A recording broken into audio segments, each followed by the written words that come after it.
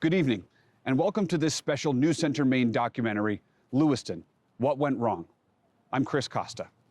On October 25th, 2023, a man named Robert Russell Card II, wielding a semi-automatic rifle, killed 18 people here in Lewiston, injured 13 others with gunfire, and inflicted trauma on so many more. The tragedy began when Card barged into the just-in-time bowling alley and fired 18 bullets in 45 seconds, killing 8 people and wounding 3 others. He hurried out, jumped in his car, and raced 4 miles across the city to Schemengees Bar and Grill.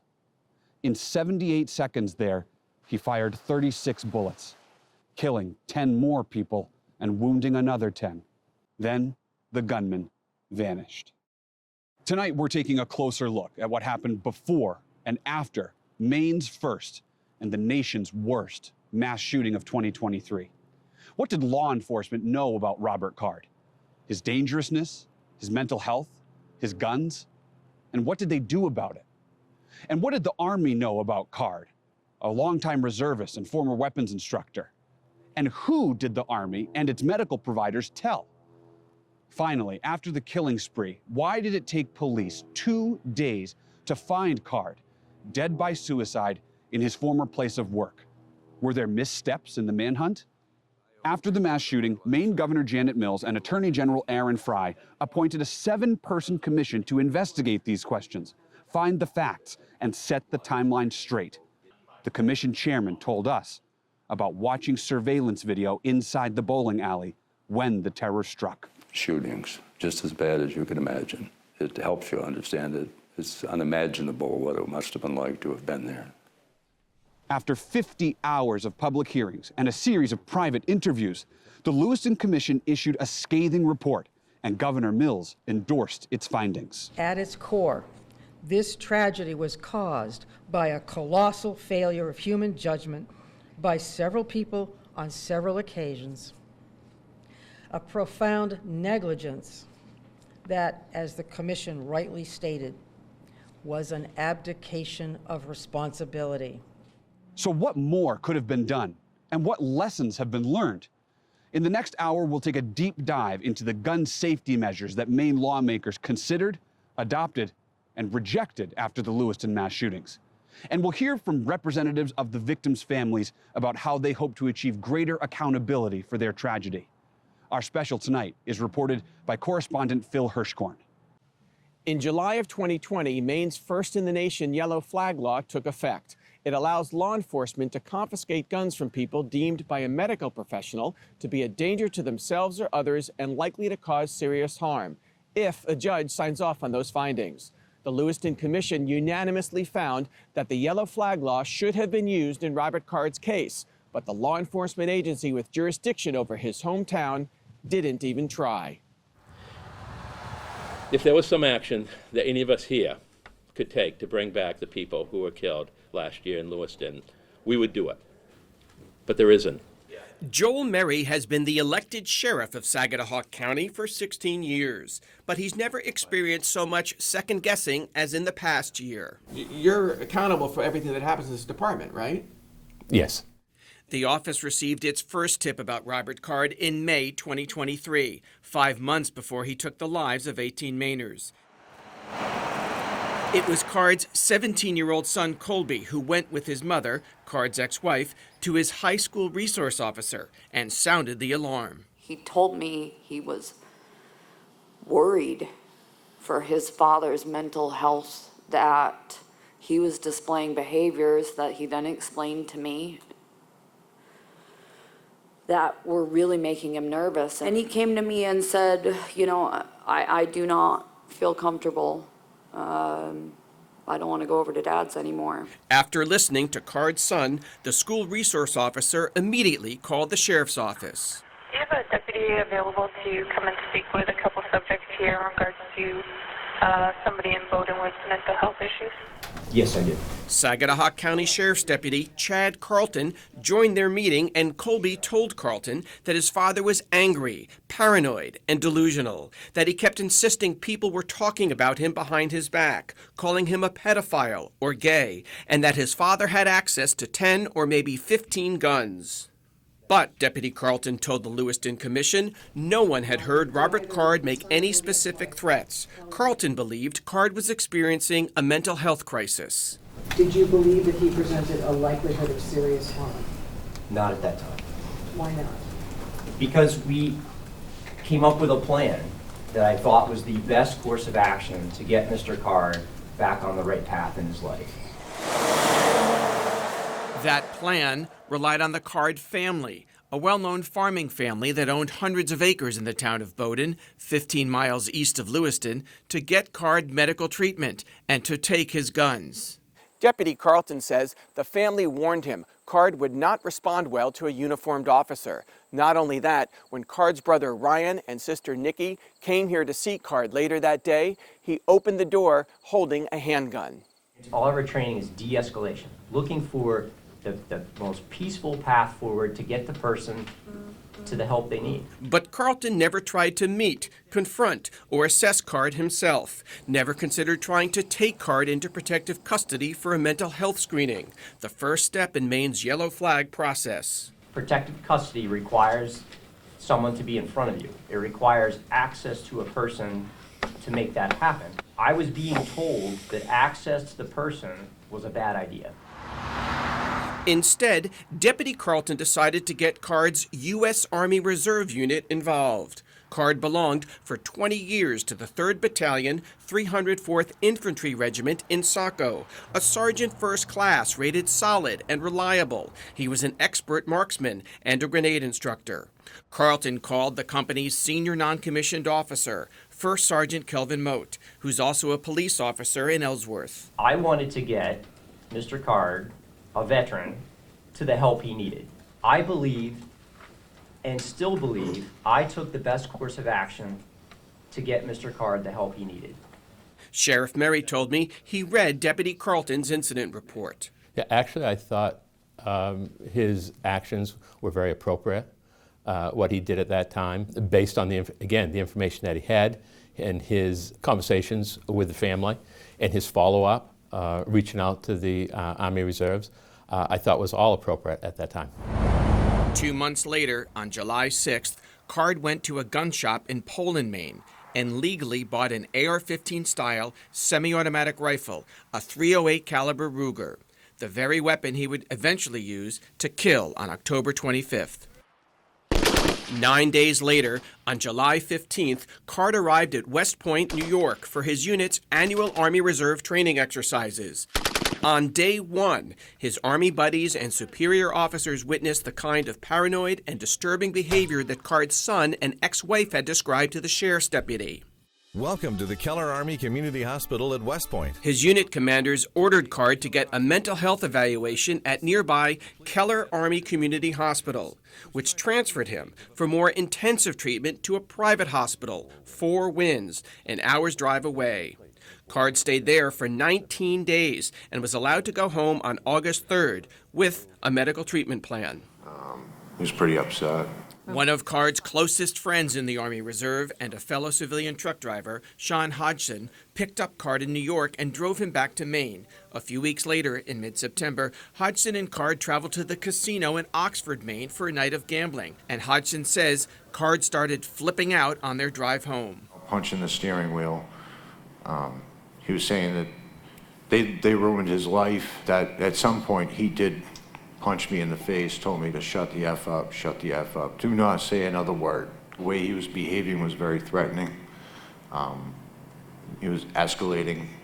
It was just the totality of circumstance through the events leading all the way up to that moment where I was pretty convinced he was going to use harm. Hodgson called Captain Jeremy Reamer, their Army Reserve Unit commander, and also a New Hampshire police officer, and told him what happened and his fear that Card might use his guns to attack their Saco base. Hodgson also texted Kelvin Moat, the Ellsworth police officer who is Reamer's number 2 in the unit. Change the passcode to the unit gate and be armed if Sergeant First Class Card does arrive. Please, I believe he is messed up in the head. I believe he is going to snap and do a mass shooting.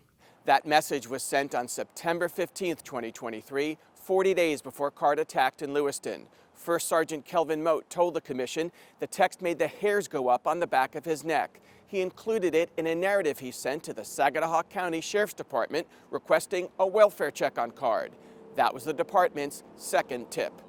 I basically wrote a probable cause statement. But at this point, you believe that there was probable cause to implement the yellow flag law? Yes, ma'am, absolutely.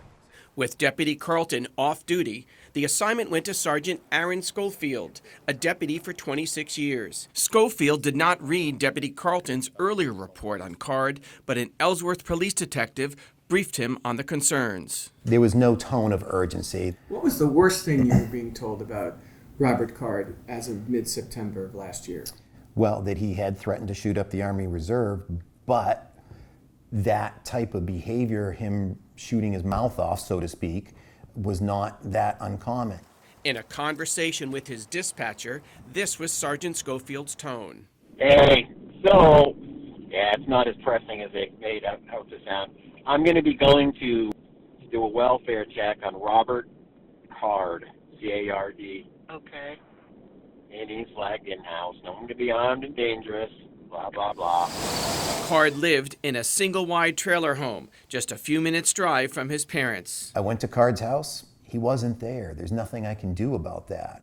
The Ellsworth police detective had told Schofield about Card's mental health hospitalization the Army had ordered 2 months earlier. So the hospitalization in New York, you knew about it? I knew about it. Why didn't that matter? It's a piece of the puzzle. By itself, it doesn't tip the scales one way or the other. You need to have a whole broad overview look of what's being reported to you, how it's being reported to you, the tone in which it's being reported to you.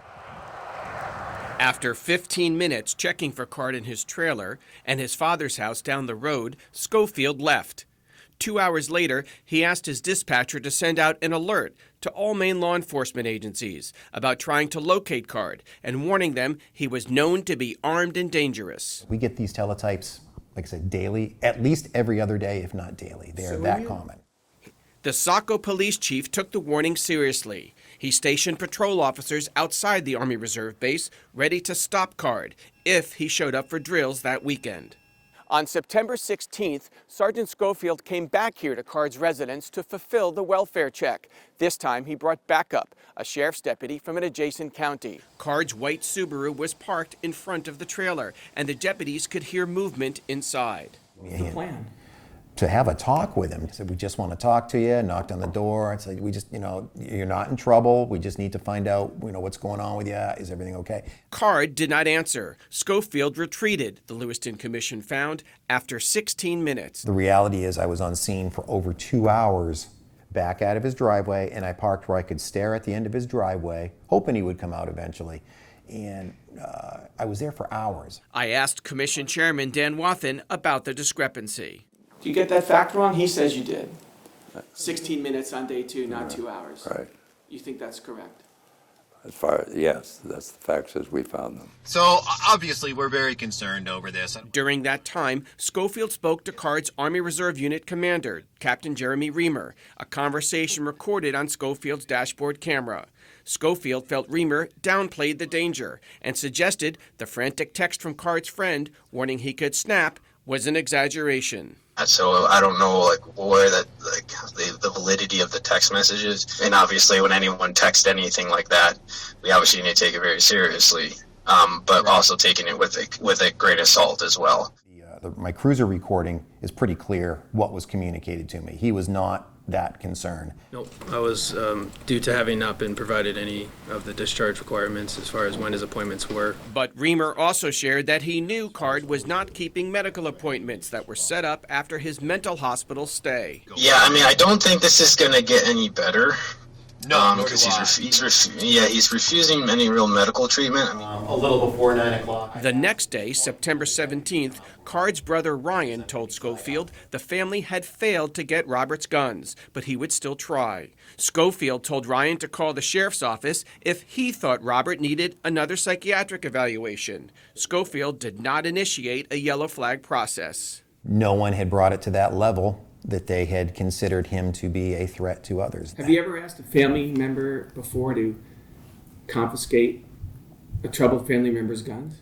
We've asked people, yeah, that's fairly common in our line of work. The commission asked Schofield, on a scale of 1 to 10, what was his level of concern about Card. It's over 5, 6, or 7. It's not like someone who's in the process right now.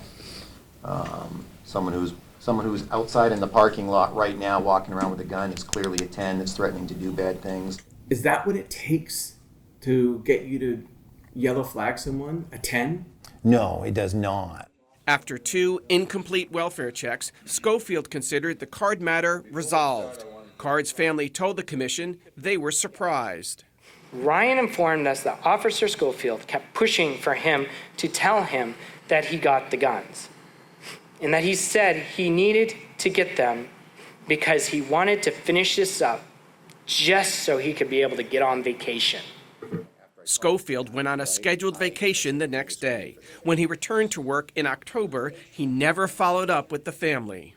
With this, there was no reaching back to confirm if the guns were taken. On October 18th, 7 days before the mass shooting, Schofield canceled the statewide alert about attempting to locate the armed and dangerous Card. Did you consider, in your efforts to have a face-to-face with Robert Card, did you consider going to Main Recycling or the other place he worked, the trucking company? I did not. Did you try to find out where he worked? I did not. Again, I reacted based on what Moat and Reamer told me. Cops. I was told that the complaint was not entirely credible and reacted that way. That there were several opportunities. The commission called Schofield's job performance an abdication of duty, as the chairman said when the panel released its final report. The Saginaw County Sheriff's Office had sufficient probable cause to take Card into protective custody under Maine's yellow flag law and to initiate a petition to confiscate any firearms he possessed or over which he had control. When Governor Janet Mills reviewed the commission's final report, she agreed. We have to acknowledge that the Saginaw County Sheriff's Office, Sergeant Schofield in particular, could have and should have done more. The office could have, but did not seek an involuntary commitment order. Instead, that deputy attempted to pass off the responsibility for securing that man's weapons to his family. Sheriff Merry was on medical leave when Schofield was handling the case, and Merry says he didn't read Schofield's incident report at the time. But Schofield's 2 other supervisors approved his actions. No one ordered another attempt to check on Card, and no one asked the department's mental health liaison, who had started his job last October 1st, to try to meet with Card or to offer Schofield assistance. Now that we know what happened, it makes it really easy, doesn't it, to say, well, gee, should we have done this at that point, at that juncture, at another juncture? Should we have responded differently? Should there have been a different strategy in place? I understand that. And you'll see it in the report. One strategy the commission raised in order to take Card into custody was potentially charging him with terrorizing due to the perceived threat to shoot up the Army Reserve base in Saco, or charge him with assault for punching his Army buddy on their drive home from the Oxford casino. We did not talk with the district attorney's office. You know, in hindsight, should we? Again, we're looking at this from a perspective of hindsight. Merry and his deputies argue that without an arrest warrant, their options were limited, given the Constitution's Fourth Amendment protection against unreasonable searches and seizures. When it comes to protective custody, no crime has been committed, and if somebody simply doesn't want to come to the door, you're out of options. The law back in September, was that you had to be able to have that person in physical custody. How do you take that person in physical custody without violating their Fourth Amendment rights? So at no point neither you nor the others in this department, for example, sat around and said, let's get a tactical team and kick down this guy's door, right? Was that a good option? Absolutely not. And the training that we have today would tell you that that's not what we do. That's not what law enforcement does. Kick down doors and go in and create a potential confrontation. From the time Maine's yellow flag law took effect in July 2020 through October 2023, the Saginaw County Sheriff's Office never carried out a single weapons confiscation order. It's cumbersome. Deputies Carlton and Schofield told the commission taking someone into protective custody, obtaining the required medical evaluation, and submitting the paperwork for a judge to review can take 8 to 10 hours. Well, in my world, that's a full shift. The hurdles to do that yellow flag were just, give me a break. It was over the top. It shouldn't be as cumbersome as it is. No, it is not cumbersome. It never was. I think that there's always a learning curve for the people that are implementing a new law. David Trahan helped write the yellow flag law. A former state legislator, for the past 14 years, he has led the Sportsmen's Alliance of Maine, the state's premier gun rights group.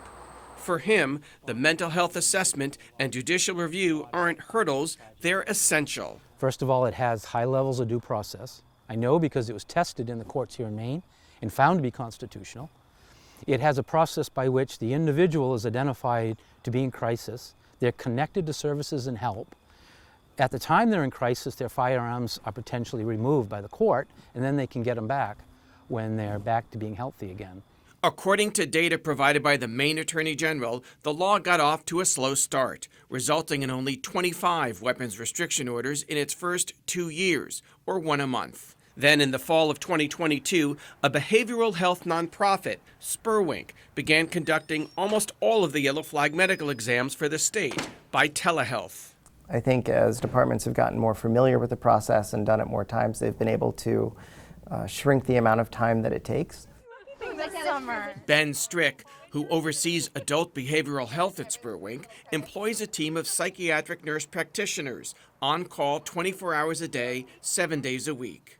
With Spurwink involved, the pace of weapons restriction orders increased, 51 in the first 9 months of 2023, more than 5 every month. But all the weapons restriction assessments are conducted virtually. No trip to a hospital emergency room is needed. The assessments can be done from a police station. Or right in the back of the cruiser. Since Lewiston, the number of yellow flag orders has soared 17 times over to 407 in the past year. That's 34 every month, more than 1 every day. These are not ambiguous. People are not bringing things to us that aren't a slam dunk. How often do your reports get overruled by a judge? I'm only aware of one. Half of the post-Lewiston orders relate to a threat of suicide, and half involve the threat of homicide or both homicide and suicide. Do you feel like you've become a scapegoat for October 25th? Not only do I feel that way to a certain degree, but I've been reached out to by hundreds of people personally and vicariously that have said that same thing. There was probable cause to invoke the yellow flag law, and that's what is required, probable cause. And so it could have been done and should have been done. Aaron Schofield and Joel Mary believe the U.S. Army Reserves and members of CARD's unit withheld information that would have painted a clearer picture about CARD's deteriorating mental health.